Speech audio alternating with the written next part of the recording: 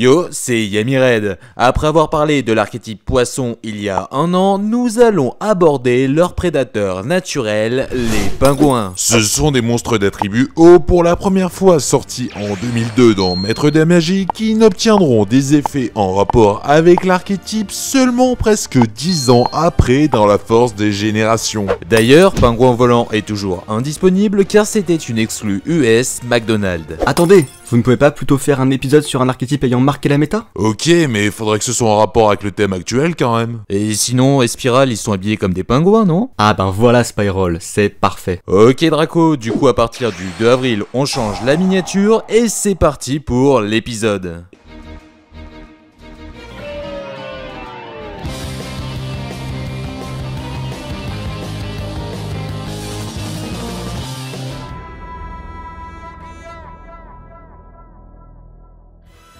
Et Spiral, comme son nom l'indique, représente des espions. C'était à l'origine un archétype exclusif au TCG qui ne possède pas réellement de type ou d'attribut en commun. L'archétype tournera beaucoup autour du monstre super espion, d'ailleurs certains se feront passer pour lui. Aussi, plusieurs monstres auront la possibilité d'activer un effet en devinant la prochaine carte du deck de l'adversaire, tels de véritables espions. Il existera aussi deux sous-archétypes, les missions Spiral des magies pièges continuent s'auto-détruisant lors de votre troisième end phase après activation, un peu comme les messages de Mission Impossible. Puis elles auront la possibilité d'être bannies du cimetière pour activer un second effet. Et les deuxièmes sont les matos et Spiral, un support pour l'archétype représentant divers gadgets permettant aux espions de mener au mieux leur mission. Les premières cartes sortiront en 2016 dans l'illusion des ténèbres, puis Invasion Vengeance, Tempête de Rage, la crise maximale et le coupe-circuit. Passons maintenant à leur composition.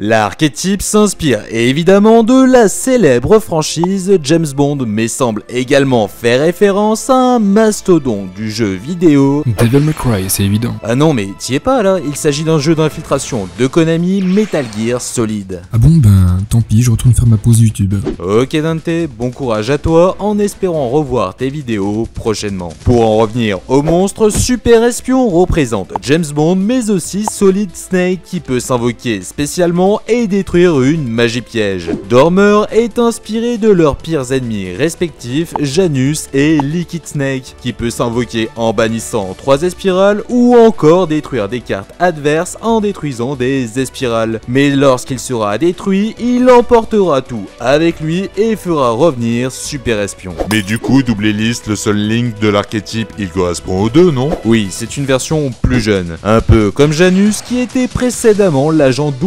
006 travaillant avec James Bond, mais fait aussi référence à Twin Snakes car les deux sont des clones d'une même personne. Il permet d'ajouter ou d'invoquer un monstre Espiral. Concernant les autres monstres, Solidité est à l'image du partenaire musclé qui aide le héros comme Felix Leiter ou Raiden et il peut détruire une carte. Quick Fix est l'ingénieur représenté par l'agent Q ou Otacon. Il permet d'ajouter un matos Espiral mais est limité à un seul exemplaire afin d'éviter son combo avec machine de duplication. Plan directeur est celle qui dirige et guide les agents comme M ou encore Courtney Collins, bien que son rôle soit moins important. Elle peut ajouter une mission Espiral, puis une fois détruite, un monstre Espiral et ressorte le terrain de l'archétype. D'ailleurs, en parlant de monstres féminins, il y en a d'autres qui ne font pas directement partie de l'archétype.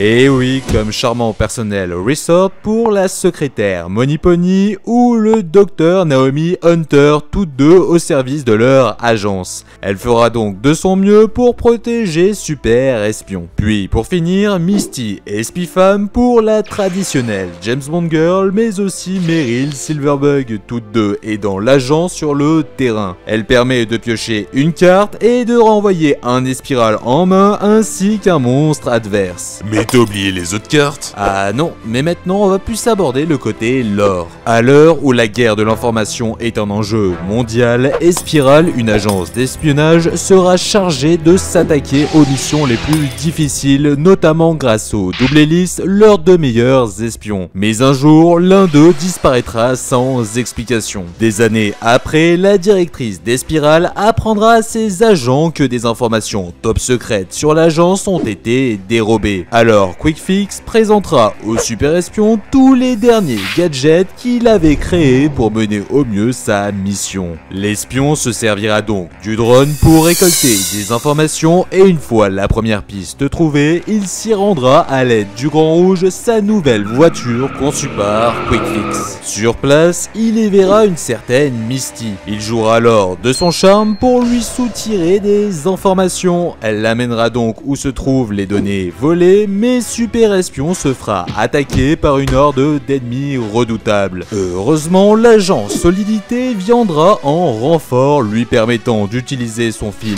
polyvalent pour capturer les ennemis et récupérer les informations dérobées. Mais Misty jouait un double jeu, elle avait copié les données et les renverra à une source mystérieuse. Ne sachant pas cela, Super Espion ira faire son rapport à la directrice par le biais d'une charmante serveuse appartenant à l'agence. Lorsqu'il apprendra un incident majeur au labo de Quick Fix, lui et Solidité s'y rendront donc en urgence et y retrouveront Dormer, son ancien mentor toujours en vie et ayant subi un lavage de cerveau. C'est à lui que Misty avait revendu les informations. Solidité se fera terrasser en peu de temps, alors Super Espion utilisera la toute dernière création de Quick Fix et battra Dormer. Le lavage de cerveau fut alors rompu, il s'excusera pour le mal causé, lèguera à Super Espion son arme et partit définitivement.